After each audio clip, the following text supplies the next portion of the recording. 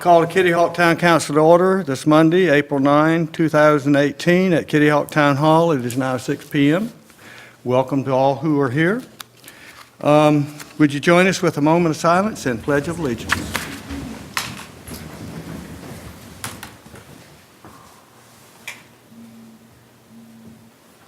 I pledge allegiance to the flag of the United States of America and to the republic for which it stands, one nation, under God, indivisible, with liberty and justice for all. Do I hear a motion to approve the agenda? So moved. Is there a Second. All right. All in favor? Aye. Opposed? None. Public comment. Anyone signed up for public comment? Yes, sir. Mr. Oliver. Thank you very much, Mr. Mayor, members of council.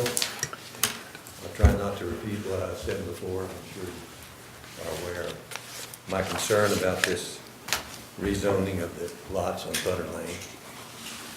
I have continued to look into the matter for reasons that I think need to be examined. Just to remember that in December, there was a planning meeting where they recommended to the town council that they rezone these two lots in some kind of a land swap without notifying the neighbors, asking for their comment, or asking for opinion. Then they went to the meeting in January and they didn't notify the neighbors or the adjacent property owners or ask for their opinion or for their consent or for their comments. Then in February, they come forward, and I was here in February, and I was told that they decided not to abide by the future land use map. They said because they found that the request advanced the public health, safety, and general welfare of Kitty Hawk residences. I failed to see how that happens. But of course, the land use map doesn't say that it says you have to be consistent with the Kitty Hawk land use plan and it otherwise advanced, not or otherwise advanced. It's one sentence, it's not or, it's and. But you ignored that and you went right ahead anyway. And I think that probably the worst thing that is going to happen here is that you're going to create a traffic monstrosity right there on that road. If you come around the curve, when you get to 50 miles an hour, there's two cuts there now, and you want to put another one there. I couldn't figure out how in the heck anybody ever approved those cuts. So I went to the North Carolina DOT and said, I read all the rules, and it says, you know, that if there's going to be a certain amount of traffic, there's a threshold that you need, and you have to do a traffic impact survey. Well, they didn't do a traffic impact survey. And it also says that to get one of these permits, it takes at least 4 weeks and maybe several months. But this particular permit, it took less than 1 day. The application was in the morning and it was issued in the afternoon. And there was no survey whatsoever. Nothing. But if you go up there now, and I drove up there today, and you try to get out, even now at this time of year, you try to get out of either one of those cuts with the traffic coming from 3 roads. When those lights release, a whole bunch of traffic comes from the direction of the bridge. Then when the light changes, the traffic comes from Duck Road, and then the light changes again, and the traffic comes from the beach road that's coming up into that intersection. And if people try to get into these cuts, if they're coming from the south, they can't turn left there. I mean, they could try, but it's awfully dangerous and awfully difficult. Then you try to get out into a right turn lane, and when we're in the summertime, you know what the traffic's like up there. The mayor knows he wanted to get extra help from the tourist board because of the congestion. Well, this is going to multiply that congestion.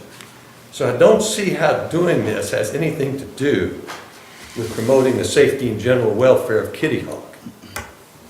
So now you have another application where you're going to go forward to the next meeting in May. But I would just urge you, get a traffic impact survey in the interest of the people of the town, in the interest of their town. This is dangerous. This is not safety. This is dangerous. So at least do, and I think probably if you're going to put another cut there and connect those lots, you probably go over the threshold that requires you to do a traffic impact survey. So I think you should at least do that if you're going to go ahead and do this anyway, regardless of the fact that ignoring the town land use plan, all these other things, and whatever the neighbor's saying, whatever damage is done. And that, you know, you had a survey which they presented to the planning board that they interpreted as saying that this is gonna bring you more medical care, which is what we needed. Well, that's not what the survey said. The survey didn't say that you had a need for more medical care. In fact, 83% of the citizens of Dare County are very happy with their medical care. What they need is more doctors and more specialists. It has nothing to do with having more land zone medical. These are the facts. Now you've got, I mean, as public servants, you've got a public trust. So you need to think about the citizens, not just me and other neighbors who got hurt. You know, some guy, this engineer also presented some kind of a survey that somebody had done somewhere saying that if you live next to a hospital, that enhanced the value of your property. Well, I can tell you that's not true. There are 4 houses for sale right in those blocks now. One of the ladies who testified before the first time that you did the zoning for what's there now has already moved. The fellow who's selling the house across the street has his house for sale, and he's very worried that he's not going to be able to get what his investment is. My tenant in my house, I rent the house there. He's already given notice and moved out and withdrawn, you know, his offer to buy the house. So damage has been done. Nobody seems to care. They don't care about the land use plan. They don't care about the rules. They don't care about safety. They don't care about anything except just rolling us on down the railroad going right down the track. And I think it's bad government. I think it's wrong. I think it will be a terrible disaster for the traffic pattern up there in that intersection. There's going to be, when you see this, once they built that thing, and you see what happens there in the summertime, somebody's going to say, who in the heck approved that? And if some carload of kids or some family going down camping in the Outer Banks comes around that curve and you had a bad accident and somebody gets killed, some very smart attorney from New York or Philadelphia or wherever is going to come and say, how did this happen? Well, it happened because of what's happening here. I ask you to reconsider it in the interest of people at Kitty Hawk and the safety of the people who drive through this town. Thank you. Thank you. Thank you. Anyone else? No. Does anyone wish to speak? I don't think there's anyone else here. All right, let the record show no one else came forward. Do I hear a motion to approve the consent agenda? Motion to approve, Mr. Mayor. Do I hear a second? Second. All right. All in favor? Aye. Opposed? There are none.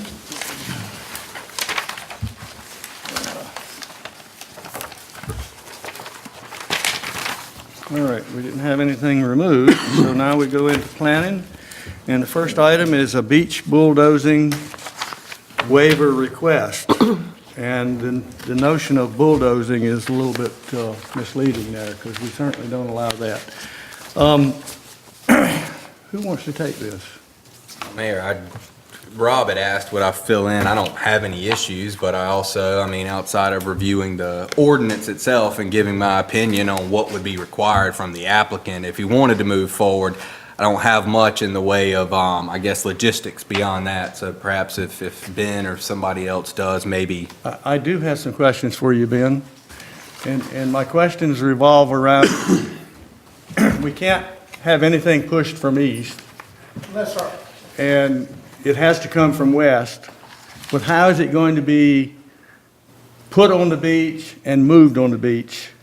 In discussions with Frank Jennings from CAMA, if the waiver is granted, their proposal is to bring comparable sand in from a sand dump and dump it onto the beach. What they'll do is in the area between the Hilton and Mr. Raper's house to the south, in that big open area, they'll put down mats to back a dump truck up. They'll back the dump truck up the dune, dump the sand. Then they'll use, they would like to use a bulldozer to take and spread the sand that they've dumped to make the contour of the dune a little bit with a less slope than it is right now. I have checked with that. The moratorium is against beach pushing. A bulldozer can be used to spread the sand as long as it doesn't push sand up, and they have a watch out for piping plovers and sea turtles this time of year, which the moratorium covers. Part of their proposal is if they're allowed to move the sand with a bulldozer, they'll remove all the damaged sand fencing that is there and replace it when they've finished putting their sand on the beach. They're not supposed to have equipment or lumber, stuff like that whenever you put sand on the beach, if I understand it right? Right, they would have to remove all the old sand fencing that is there and then replace it when they're finished with new. Is the plan to be able to dump the sand and basically push it from west to east and then slope it, I guess, parallel to the beach without having to put their dozer on unimpacted beach, a beach that's not being dumped sand onto? That's the way I understand it, yes, sir. If you'll look at the sand dune, the way I understand the proposal is the way it is now, the dune has a sharp escarpment in it. It has filled in since they first started this process, but it has got an escarpment, and it goes down to where the tops of the old sand fencing can be seen on the beach.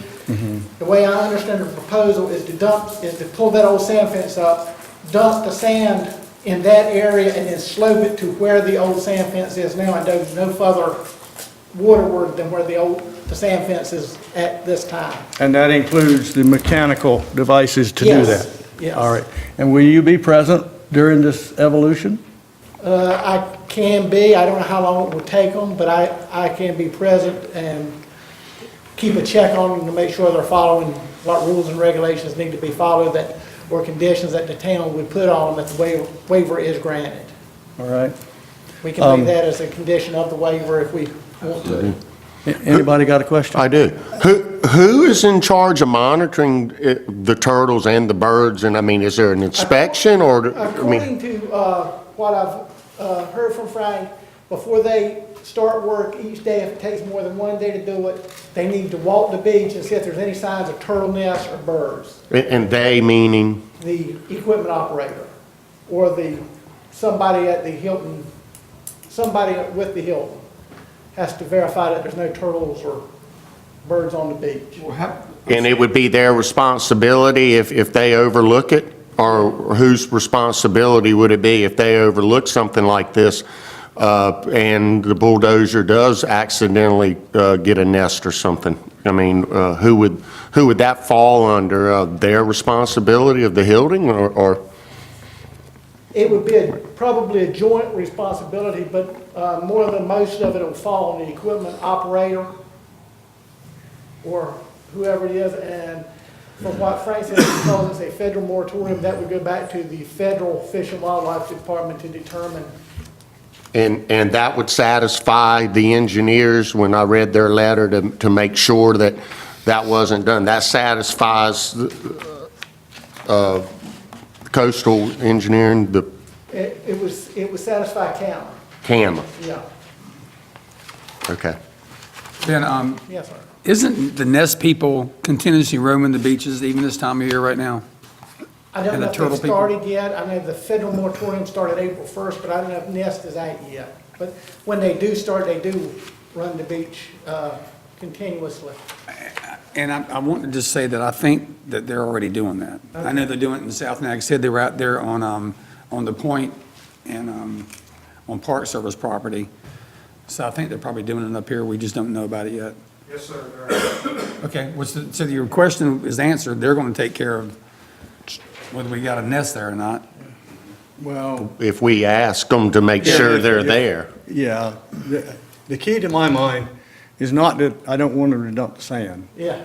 The key is to keep the equipment off the unimpacted beach and to make sure that we control the event enough that we don't get in trouble with fish and wildlife and That's those sort me. of things that would impact any future nourishment, those sort of things. That's right. And the only way I see us doing that is for Ben to be on site, at least to confirm that they're doing the rules that they have to do. You are the code enforcement officer.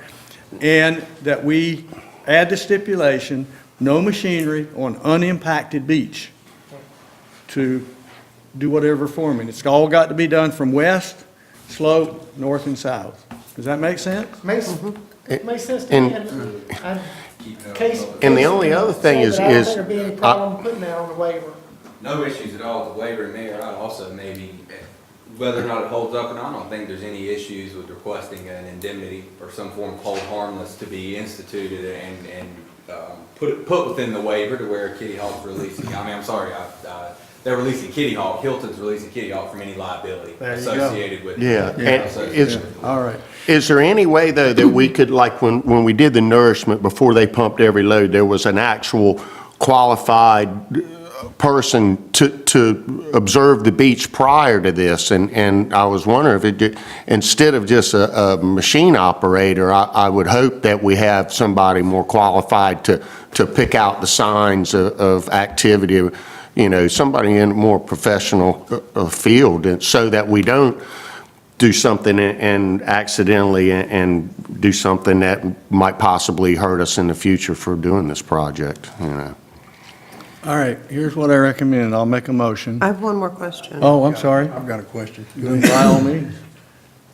The sand that they're bringing in, where is it coming? Do we know where it's coming from, or do we just know that, who has said the sand is compatible? I think it's from a pit in Currituck that they've already, they've been using it in Nags Head, and it's been ruled that it'd be compatible on a complete beach. Okay. Yeah, I think it's Green Acres. Green Acres It's Green Sand Acres, Pit, and it's been checked for compatibility. Ben, I've been to the Hilton, I think all of us have, and walked around and looked. I don't see that much, but if this were to pass tonight, do you have an approximate start date? And has anybody mentioned length of time for completion of the project? Don't know of a start date, but talking to Brian Parker, who is the one that'll be doing the dumping and the dozer work, he said with weather conditions, if he gets 2 good days, he could have it completed in 2 days. Okay. Using a dozer. He said, when we first started talking, he said if he had to use a small Bobcat or something like that, it would take up to a week, but he thinks he could get it done in 2 days with a dozer, because he Hopefully can dump bef- more sand and I push have more one more sand. question. Hopefully before Memorial Day, correct? I have one Yes. more question. The letter from the Hilton says that they want to bring in 375 square yards. How many truckloads, what are we talking about in volume of cubic yards for sand? How much are they really bringing in? It's about 37, I think it's a 10-yard dump truck, so I'm thinking that's what they're saying, is about 37 dump truck loads. Okay, so On average, I think, yeah. so they really meant cubic yards, not square yards, which are flat. Yeah. Yeah, we could get clarification, but, yeah, I didn't. Okay. I think a yard is how they measure dump trucks, 10 Yeah, to 12 yards is Fixed. a, yes, A 10, cubic 15, yard. or 20-yard truck, I think. So I don't know what size they use. Okay. Okay, the number of trucks is not, I was just curious if, what the real volume was, since square yards are flat. well, I don't know. I had a hard time with that, but all right. figured that would be, The main thing is, the motion is to allow the waiver contingent upon code enforcement and legal stipulating that no equipment on unimpacted beach. It has to be moved from west to east, whatever is moved. The town is free of an indemnity. Anybody else? Add is that anything? the motion? All right, that's the motion. Does it have a second? I'll second it. All right, any further discussion? All in favor? Aye. Opposed? There are none. All right, we'll see how it goes. They're about the only ones that can probably afford to do what they're doing, but we'll see how it works. All right. Now, next, we're scheduling a public hearing. Somebody want to set that up? All we're doing here is scheduling. Every applicant has a right to be heard. Do you hear a I will motion? make the motion. Thank you. I move to set a public hearing at the Town Council meeting on May 7th, 2018, to consider a conditional use permit application to allow a licensed physician office to be located at 5113 and 5117 North Croatan Highway. All right. Do I hear a second? Second. Any further discussion? Hearing none, all in favor? Aye. Aye. Opposed? There are none. Now we have another one. Do you hear a motion for this one? Mr. Mayor, I move to set a public hearing at Town Council meeting on May 7th, 2018, to consider a conditional use permit application to allow craft production and retail sales to be located at 4622 North Virginia Dare Trail. All right, I'll second it. all right. I have a question. Does anybody know what's actually happening in that building? They've tried many different things in it. Whatever the owner can get in there, he will allow them to try it. Is anything in there now? Not since there was, I think the last thing that was in there was a day spa. And then they were going to put in some kind of carryout from Arts, which never materialized. Right. And now they're going to try for glass blowing. Was that a firehouse at one time? Yes. And David Stick's Bookstore. Huh? And David Stick's Bookstore. That's what it was. Yeah, all right, there you go. All right. Right now, the front part of the building is being used as a souvenir trinket shop. It opened 2 weeks ago.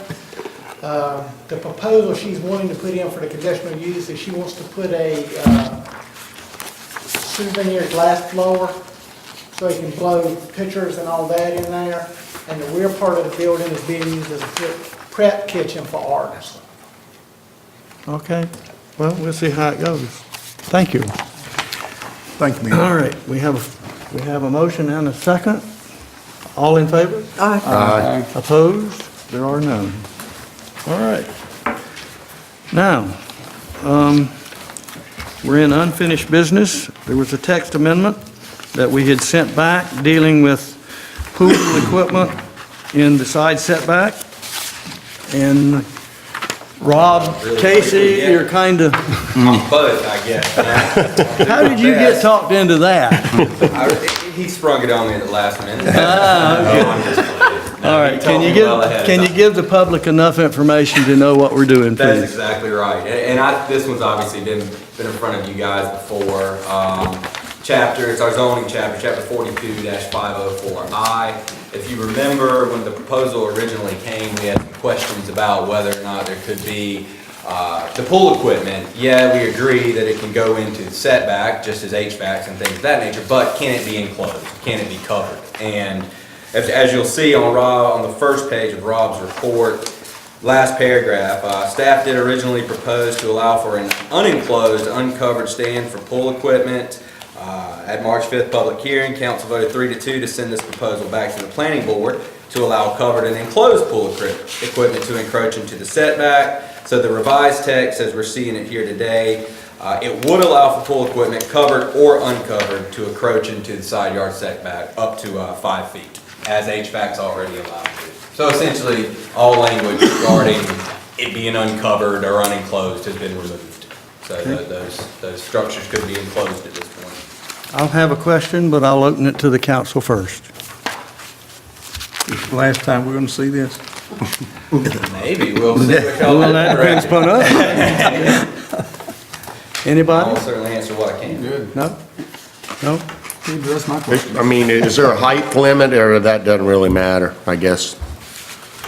I certainly don't see one within the proposal, but, well, any pool structure is greater than 30 inches, but that's just getting us above our ground level issue. No, I'm not aware of there being any, Ben, you may be able to help me out further with that. I'm not aware of any height limit. It's- Of any maximum height.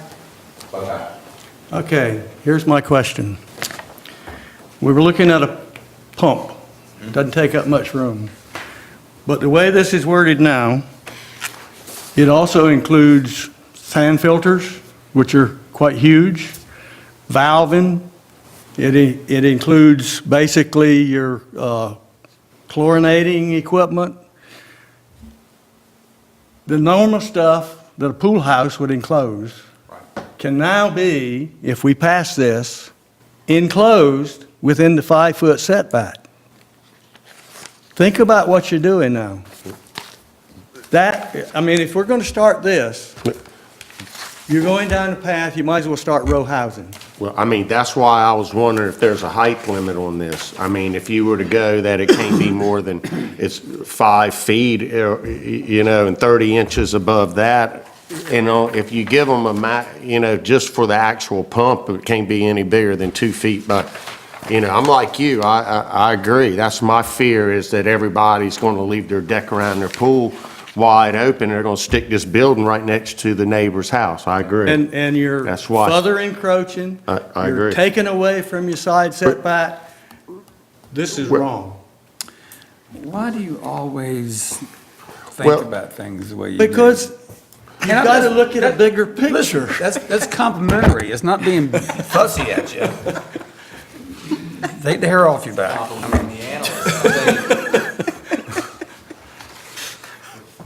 I'm serious. Do you know how big a sand Oh, filter no, is? listen, you got me thinking. Okay, Okay. all right.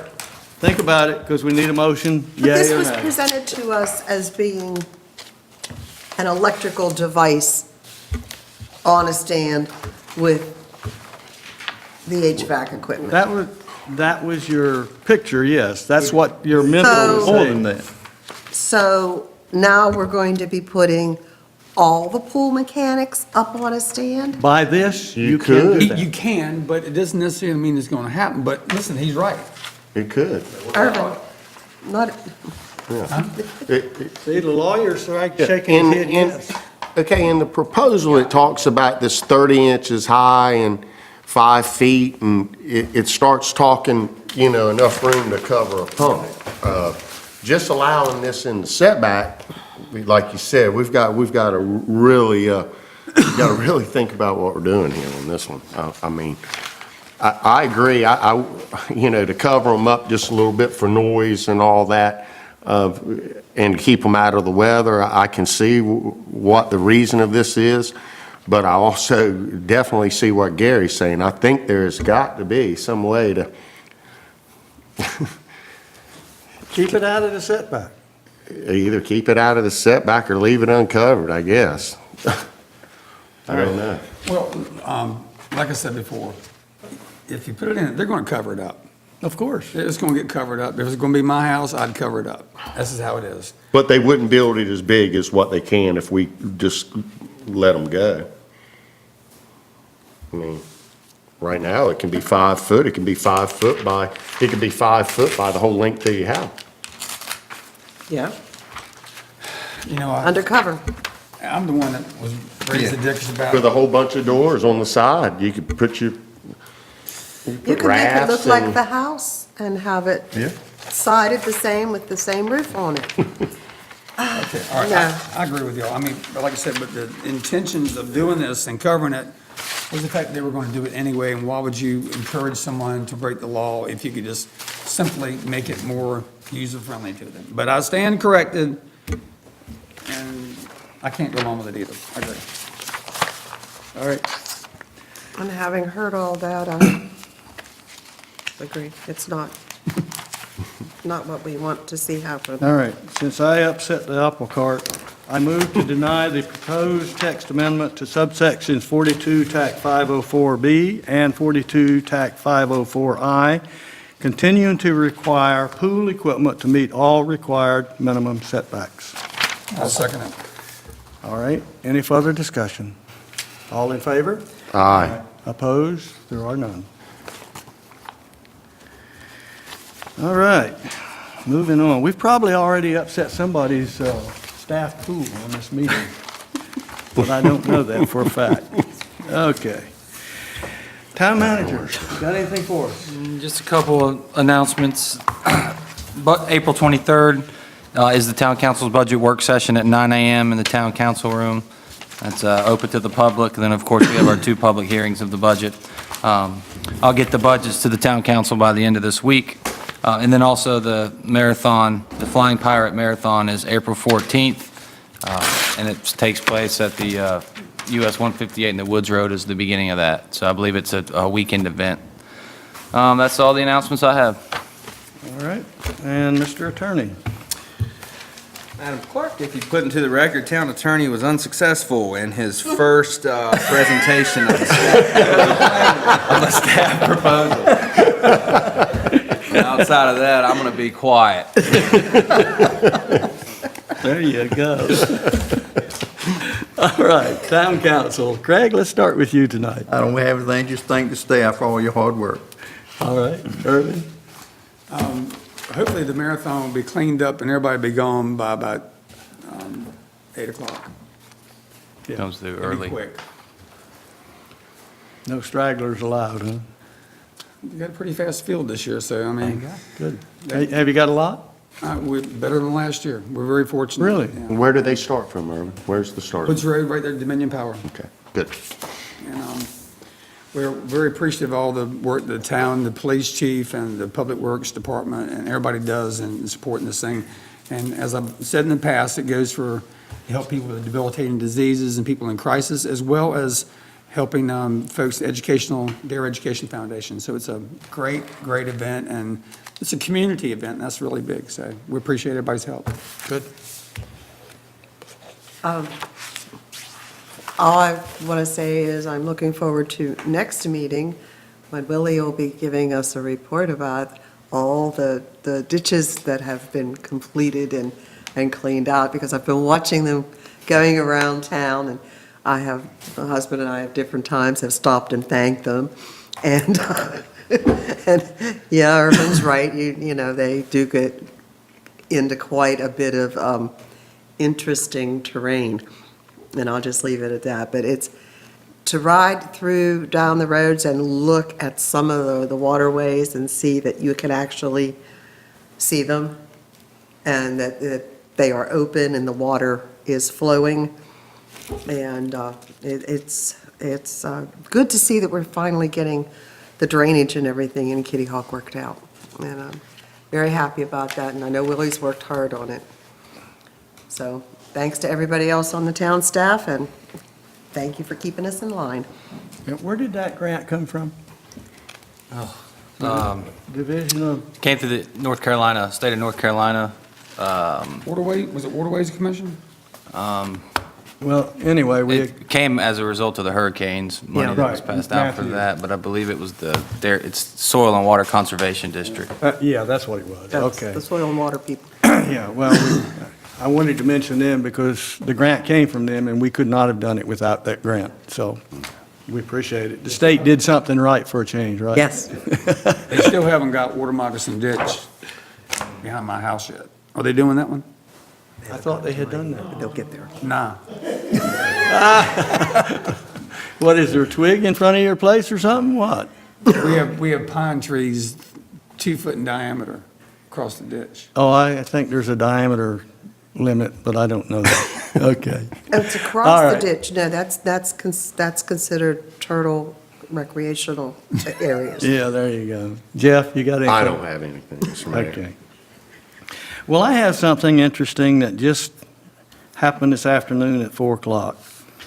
We had Mr. Braxton, who is now in charge of DCM, and we were talking about CAMA stuff and things of that nature, and the subject of the land use plan came up, and he said something that I didn't know, and we probably don't know, and that is periodically the land use plan is updated. And we've all thought, at least I've always had the impression it had to be every 5 years, but that's not true. It was never true. It needs to be updated periodically, but it doesn't have to be done on a particular schedule. It's also an advisory thing. So it's a volunteer thing. We don't have to do it, but it helps us with the flood prevention rating. So I learned 2 things, and I'm passing them along, just so you know that the land use plan has a purpose, and we're looking at, in the future, not too distant future, we hope, revising it upward. The DCM has revised their rule, or what they propose, their guidelines, and now we can do it, because we'd been advised to hold off doing that until they finished, and now they finished. So that just came to my attention today, and I learned a few things. All right, I don't have anything else. Public comment. Yes, sir. Mr. Oliver. Going to use all 6 minutes, huh? She told me I spoke too long last time, so. You only got 2 minutes this time. Well, I just want to say that if you're going to go ahead with this thing anyway, and you're going to ignore the town use plan and the traffic survey and all that sort of stuff, this was originally proposed as part of a land swap. And Irvin did some figuring there saying that somehow the town was going to get $100,000 in value by this land swap. But if you look at those 4 lots, they were recently, they're assessed at $106,000. But the last time they were sold was not very long ago, it was for $70,000 apiece. And they've been put on the market and they haven't been sold. So you don't really need this land. You probably got power condemnation or something if you ever needed any other land for anything. But if you're going to go ahead and do all this stuff, which I'm against anyway, the best thing to do is just, you rezone the lots, just sell them to the guy for the value of them, and the town will make about $40,000 more than they would lose if they took these other lots, which they don't need. So I just wanted to make that suggestion in the interest of the fiscal responsibility of the council. Also, I just want to say that this is really not new health care, you know. You're moving a drugstore for a couple hundred feet and an urgent care center from the marketplace to another. So you're really getting less health care, not more. And I really think that you should take a look at this traffic problem. Because if you go out there and just try to go in or out of those cuts that are there right now, you will see how dangerous it is. And I hope you'll take that into consideration, do a traffic impact survey before you go any further on this. Thank you very much. Thank you. Thank you. All right. All right. Anyone else? No, sir. Let the record show no one came forward. All right. Now, we're going to recess to Monday, April 23, 2018, at 9 a.m., Kitty Hawk Town Hall for a budget workshop. That was a motion. Second. Has a second? All in favor? Aye. Opposed? All right. You got what you need, Lynn? Perfect. We're done. Who won the